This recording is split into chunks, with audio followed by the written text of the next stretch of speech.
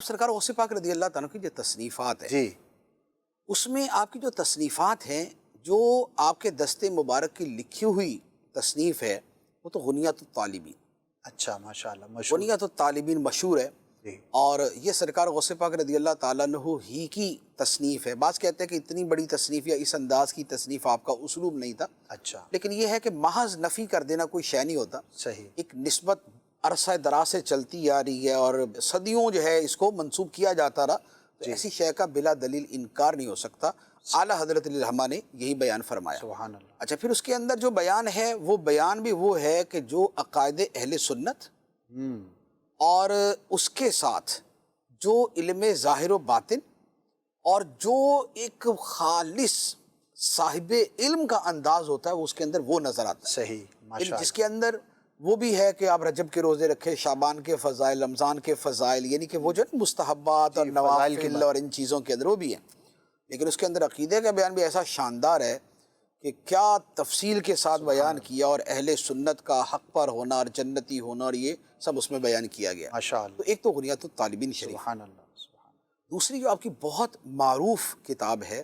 وہ ہے الفتح الربانی۔ الفتح الربانی الفتح الربانی جو ہے یہ اصل میں جو آپ کی تقاریر تھیں، جو آپ کے وعظ تھے،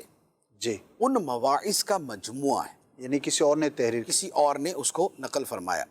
تو وہ جو آپ مجالس کے اندر وعظ کرتے تھے تو یہ اس کے لمبے لمبے ٹکڑے ہیں، چھوٹے چھوٹے نہیں ہیں، کافی بڑے بڑے، ماشاءاللہ اور وہ جو اسلوب اور انداز ہے ان کتابوں کا، الفتح الربانی کا ایک اور نام ہے میرے ذہن سے نکل گیا، وہ ایسا ہے کہ جیسے کسی کو جھنجھوڑ کے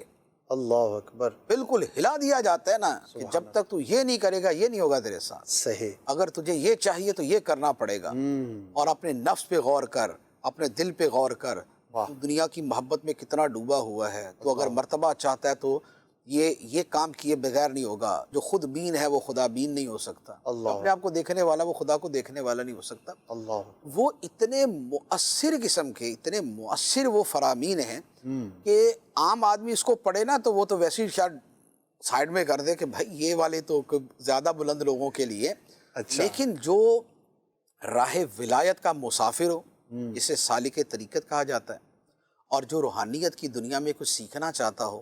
اگر وہ اس کو پڑھے اور یہ سمجھ کے پڑھے کہ سرکار غوث پاک مجھے ہی کہہ رہے ہیں، اللہ اکبر مجھے ہی فرما رہے ہیں، کیا بات ہے۔ تو پھر یوں سمجھ لیں کہ یہ روزانہ کی کلاس ہے اس کی نا، یہ تو روزانہ ریکمینڈ کا- کریں گے آپ عوام کے لیے بھی، ہمارے دیکھنے والوں میں ایک عوام پڑھے، دیکھیں بزرگوں کی طرح منسوب چیزیں جو ہے اور بزرگوں کی لکھی ہوئی یا ان کے جو فرامین ہوتے ہیں وہ ویسے ہی پڑھنے چاہیے، اور شوق سے محبت سے جہاں پڑھنے مشکل ہو چاہیے۔ کسی عالم سے رابطہ کر لیں، ہاں، اب جہاں سمجھنا ہے۔ اور عالم کو مشکل ہو تو وہ بھی کسی اور عالم سے رابطہ کر لے، کیونکہ اس میں چیزیں تو خیر ایسی ہی ہیں، صحیح اور ہے جی۔ باقی یہ ہے کہ اس کی بہت ساری چیزیں ایسی ہیں بہرحال کہ جو سمجھ بھی آتی ہیں اور بڑی مؤثر بھی ہیں، دل پہ اثر کرنے والی۔ صحیح